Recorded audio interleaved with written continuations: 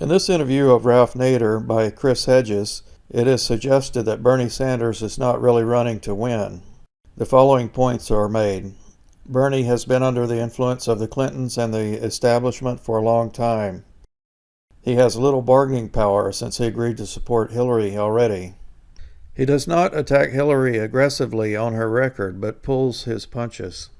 In effect, he is keeping the progressives on the reservation, preventing a challenge from a third party, and will attempt to deliver progressive votes to the Queen of Corporatism in the end. So let's talk about Bernie Sanders. And I think as a backstory, and my own critique of Sanders, is that he has long been a member of the Democratic establishment. He campaigned for Bill Clinton in 1992, again in 1996 after Clinton passed things like NAFTA, assault on the prison, exploding the prison population, tax on welfare. He campaigned for the Democrats in 2004. Indeed, in 2004, announced that you should not be running for president as a third-party candidate. This was the support of John Kerry, who was out-bushing Bush on Iraq. He wouldn't have withdrawn from Fallujah. Bernie has supported, in his voting record, despite his rhetoric, almost all military appropriations bills, funding for the NSA, funding for the CIA. There is not a pro-Israel resolution coughed up by the Israel lobby and AIPAC he hasn't supported. I don't see how, given the fact that we are being disemboweled by the war industry, Seymour Melman was onto this a long time ago, we can't talk about creating an egalitarian, a socialist society if we don't confront the war machine, and he won't confront it. I would like to know how you view his candidacy and what this will mean, especially given his long complicity with the Democrats, and he's been the main force behind building a third-party candidacy in Vermont. He never has supported, and there's powerful or strong grassroots movements that would like to build a third party in Vermont. What this means for progressive, what this means for us, what it means for those of us who would like to confront corporate power. Well, Bernie Sanders has been around a long time. He can see beyond the next hill or around the next corner. And I think I know what his game plan is. Basically, he wants to arouse public opinion in a progressive manner domestically. He's got real problems with military and foreign policy positions that he has not taken progressively. But he wants to build progressive public opinion so that it pulls the Democratic Party a little bit. But he doesn't want to do this in any way that can take a vote away from the nominee, if you say Hillary Clinton. So he's lost his bargaining power electorally when he said he'll endorse the Democratic nominee 5 months ago without saying it depends who it is. He would have had some bargaining power. So he's finished in terms of any electoral dynamics when the primary season is over. Do you have a theory as to why? Yeah, but his job now, as he sees it, is to mobilize and focus and elevate the enthusiasm of progressive-minded people. But here's where the contradiction is.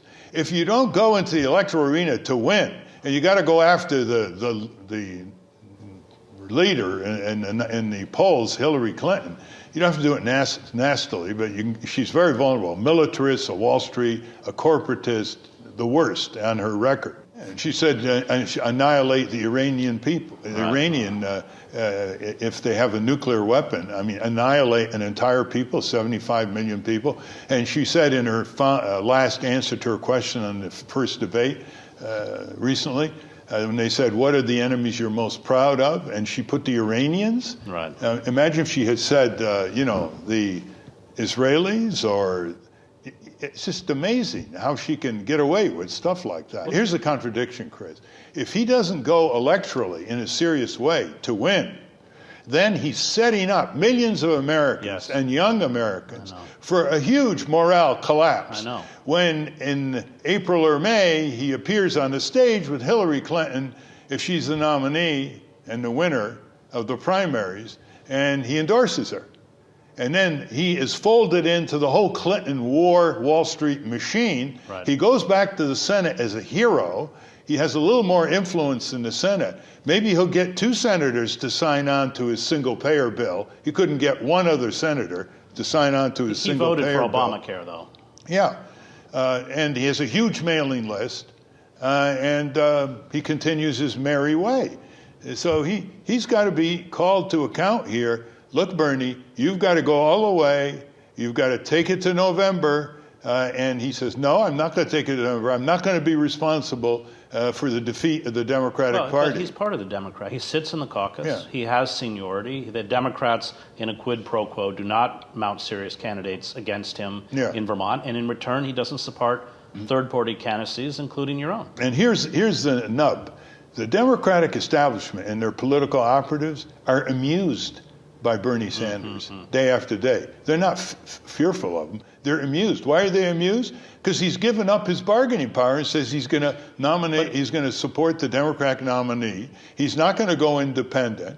He's not going to support a third party.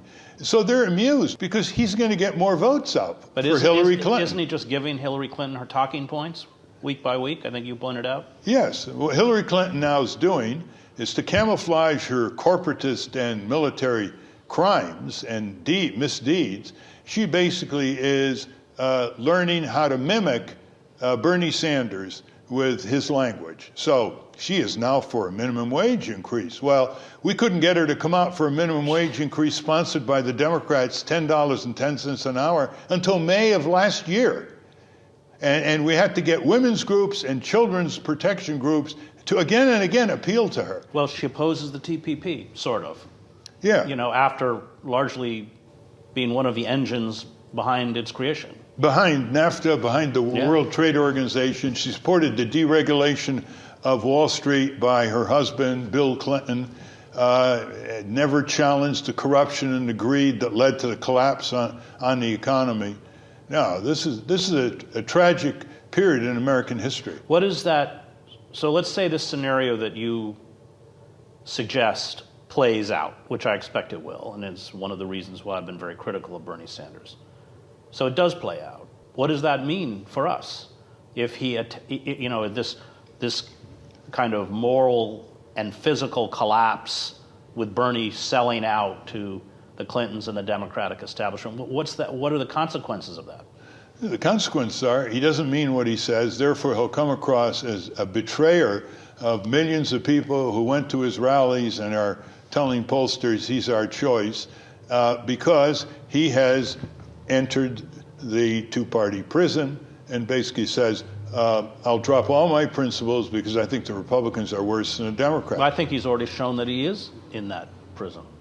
Oh yeah, he is in the prison, but he's completely consistent. Yes, but he still has an opportunity to get out of it. The interesting thing is, if you're going to be in the prison, for heaven's sake, attack the Electoral College, where you can come in second and become president, which in effect accentuates the red state, blue state polarization. You know, the Democrats never campaign in Texas or Alaska or Alabama. The Republicans never campaign in Massachusetts, New York, or California. All this is the Electoral College and gerrymandering as well. But he's not doing that even. But he's giving credibility to the Democratic establishment and to Hillary Clinton. Oh, here's the easiest bar, which he's not willing to set. Let's say he's lost the primaries, but they still want his endorsement because he has a following. He could say to Hillary Clinton and the corporatist cohorts around her, I'm not endorsing you unless you agree to the following agenda, including a tax on Wall Street speculation. He won't even do that. Well, because, Ralph, he knows, I mean, you know, he knows they'd destroy him. They couldn't destroy him. Well, they could destroy him in Vermont. He's senator for life from Vermont. He gets 20% of the Republican vote. He gets gets elected with ever-growing numbers. He has a terrific mailing list. He knows how to talk Vermontese. But if he doesn't do that, if he doesn't say, I'm not endorsing you unless you share a press conference with me and seriously support this agenda that I have put before millions of heartened and enlivened American voters, especially the young generation. If he doesn't do that, he's going to go down as a total wimp, a totally complicit person with the subsequent crimes of the Hillary Clinton administration. Wars overseas, destroying the public budgets for the military expenses, compromising and restricting our civil liberties, continuing the bailout economy of the rich and powerful. All right. Thank you, Ralph Nader. And thank you for watching Days of Revolt.